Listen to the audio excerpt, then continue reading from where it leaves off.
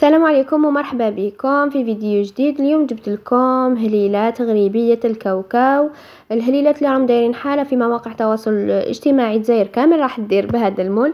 داروا كامل بالشوكولا، قلت انا نديرها بالغريبية، وما مول واحد راح يشكل لك هادو الحبات كامل بلا ما تشري يعني كمية كبيرة. حبيت تعرفوا على طريقة التحضير شوفوا الفيديو حتى النهاية.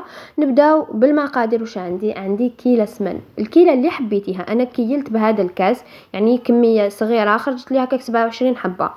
لازم يكون السمن طري، وتانيك سكر ناعم. من الاحسن ما ديريش كميه كبيره، ديري كاس الا ربع باسكو انا بزاف جاتني حلوه ما نحبش الحلاوه بزاف. عندي تانيك فارينه محمصه كيلت بهذاك الكاس. وعندي تانيك كاوكاو محمص ومرحي في الرقيق. وعندي لافاني، وعندي الفارينه باش نلمها. نبداو باول حاجه نغربلو السكر ناعم. قلت لكم السكر ناعم يعني ما نقول لكم الحوايج اللي ما حبيتهاش اللي درتهم.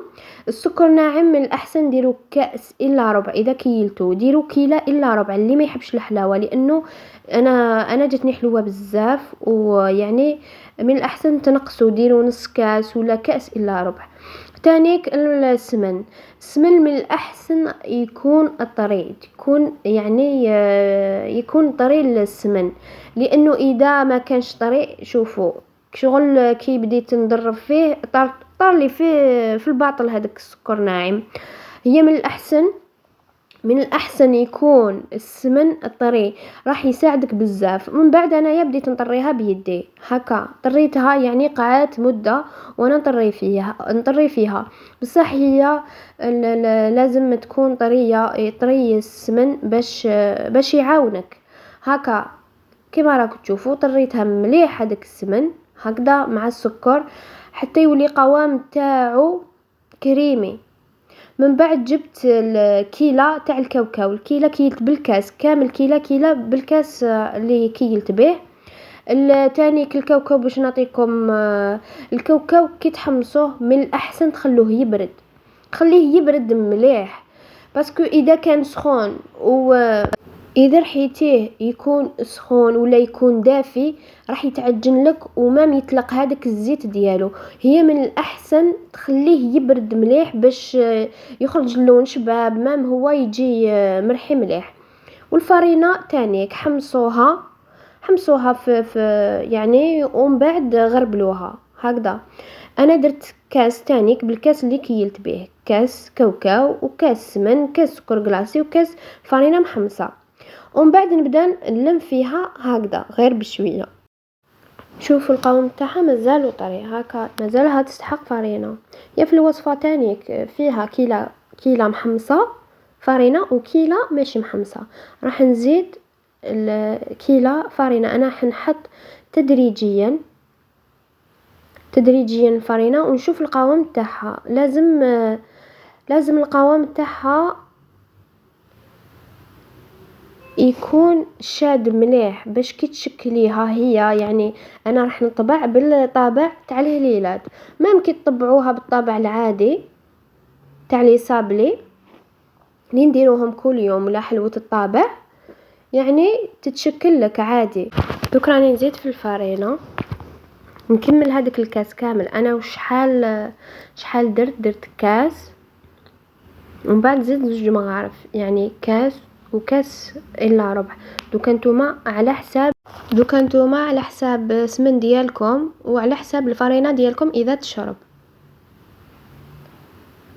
دوكا نبدا يعني من الاحسن تاني كليقون ولا يديكم لازم تغسلوهم باش تعرفوا القوام تاع العجينه اذا تتلاصق ولا لا.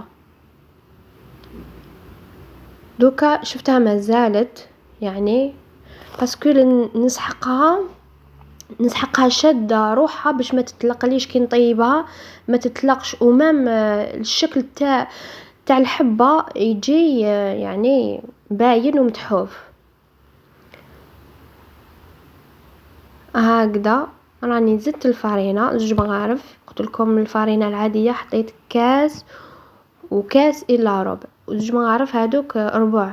كما راك شوفوا العجينه كيفاش تعرفوها كي تشدوها تشكلوا هكذا تتشكل يعني وما تلصقش. والان نروحوا باش نشكلوا يعني الهليلات تاوعنا. عندنا المول هذا اللي راهو داير حاله في المواقع التواصل الاجتماعي. قلت لكم يعني بلا ما تشرو، يعني في هذه الوصفه بلا ما تشرو كميه كبيره، يعني غير واحد يكفيكم. جيبي كيس بلاستيكي باش نحطوا العجينه باش تاخذ لنا هذيك لا فورم، باسكو اذا حطيتي العجينه ديريكت في المول راح ما تخرج لكش الشكل، راح تلصق. هكذا جيبي كيس، هذيك الكيس بلاستيكي،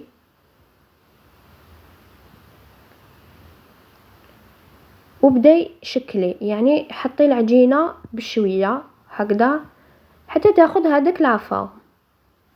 هكذا حطي العجينه وحطي يعني مام في الاطراف، شوفي مليح وحطي كامل في هذاك المول. ومن بعد غلقي عليه مليح في بالكيس هذاك، وبداي تضغطي عليه باش ياخذ هذيك لا فورم، يعني ساويه مليح هكذا. راني ساوي فيه مليح وما في الاطراف.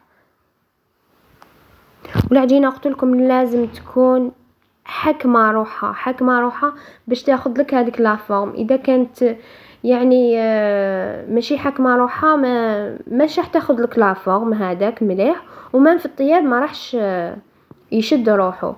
هكا راني شكلتها. راح نحي هذاك المول، شوفوا كيفاش تاخذ لا فورم، ونزيد نحي النيلون هذاك. اذا حبيتوا تحطوها لكن عندكم الوقت ولا كان عندكم ليمول تانيك، حطوها في الثلاجه، ديروها بالساشي هكا وحطوها في الثلاجه. ثاني الشكل تاعها راح يخرج تاني كيشد روحه. دوكا انا راح ندير لكم غير وحده، راح ندير لها بياض البيض ونمسحه مليح باش ما يهبط ليش، لانه حندير غير من الفوق. قلت لكم نمسح غير شويه، قسما ندير هذاك الكاوكاو ونزينه، ما تحبوا طول تحت غير شويه. وماذا بيكم الحبه اللي ديروا لها بيض البيض رشوا لها الكاوكاو باش ما تنشفش. اذا درت لهم بيض البيض كامل وجيتي ترشي راح ينشف هذاك البيض البيض. يعني ماذا بيكم نوح الحبه اللي ديروا لها تدهنوها بالبياض البيض، ترشوا لها من الكاوكاو من الفوق. الكاوكاو يكون رقيق ومحمص، يعني محمص ومرحي في الرقيق. ومن الاحسن قلت لكم الكاوكاو كي ترحوه ما يكون سخون، ما يكون دافي، خلوه يبرد باش ما يتعجنش وما يطلقش الزيت. سفتهم كامل في الصينيه في السنيوه، وخليت لي سباس بيناتهم، خليتهم في الثلاجه هكاك. قسمه تشعلي الفوق يعني مده ربع ساعه نص ساعه، قسمه تكملي الحبات الاخرين وتشعلي الفوق يكونوا شادين روحهم. شعليهم على درجه الحراره 150 160 درجه. انا شعلتهم من تحت وطلعتها للفوق يعني حتى تشد روحها، ماشي شرط تحمار كامل. 20 دقيقه ما تزيدي لهاش تكون شدت روحها. كي خرجتها خليتها تبرد، يعني خليتها قولوا 6 سوايع هكاك حتى بردت مليح، ودرت لها رشيت لها بالفوق سكر غلاسي. في الاخير نقول لكم دمتم في رعايه الله وحفظه، في فيديو جديد ان شاء الله.